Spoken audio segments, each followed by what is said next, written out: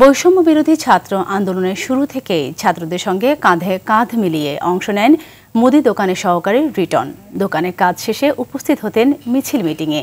গেল ৫ আগস্ট যাত্রাবাড়ী থানার সামনে ছাত্রদের উপর চলা পুলিশের গুলিতে নিহত হয় রিটন।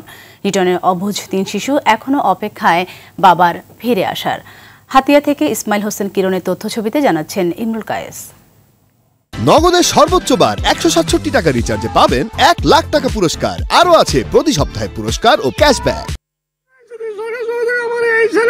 নোয়াখালীর হাতিয়া উপজেলার কৃষক পরিবারের সন্তান রিটন বৈষম্য বিরোধী আন্দোলনে যোগ দিয়ে ৫ আগস্ট যাত্রাবাড়িতে পুলিশের গুলিতে নিহত হন। সেই সন্তানের কথা মনে হলে বারবার ভেঙে পড়ছেন বাবা আবুল কালাম। দরিদ্র পরিবারের সংসারে হাল ধরতে রাজধানীর যাত্রাবাড়িতে এক মুদি দোকানে কাজ নেন রিটন। বৈষম্য বিরোধী আন্দোলন শুরু হলে প্রতিনিয়তই অংশ নেন মিছিল মিটিংয়ে। তবে আন্দোলনের সময় পুলিশের গুলিতে মারা যাওয়ায় বিপাকে পড়েছে পুরো পরিবার। আমার ছেলে শরীর হওয়ার পরে ওই চৌদিকে পুলিশেরা ঘেরাও করি যখন গুলিবিদ্ধ করে তখন আমার ছেলের গায়ে গুলি আঘাত পড়ে। ১ ঘন্টা পরে হাসপাতাল পরে মারা গেল। পরে আমরা লাশ আনি দেশে মাটি দিছি। নগদের সর্বোচ্চ বার ১৬৭ টাকা রিচার্জে পাবেন ১ লাখ টাকা পুরস্কার। আরও আছে প্রতি সপ্তাহে পুরস্কার ও ক্যাশব্যাক। নিহত রিটনের স্ত্রী এক কন্যা সহ ৩ সন্তান নিয়ে দুশ্চিন্তায়। অর্থের অভাবে ননদ ও দেবরের পড়ালেখাও বন্ধের পথে। স্বামীর উপরে আমাদের পরিবারটাই নির্ভর ছিল।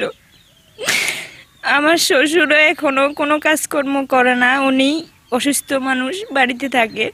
আমার স্বামী আমাদের সংসারটা চালাইতো। এখন আমাদের সংসারটা খুব কষ্টে চলতেছে।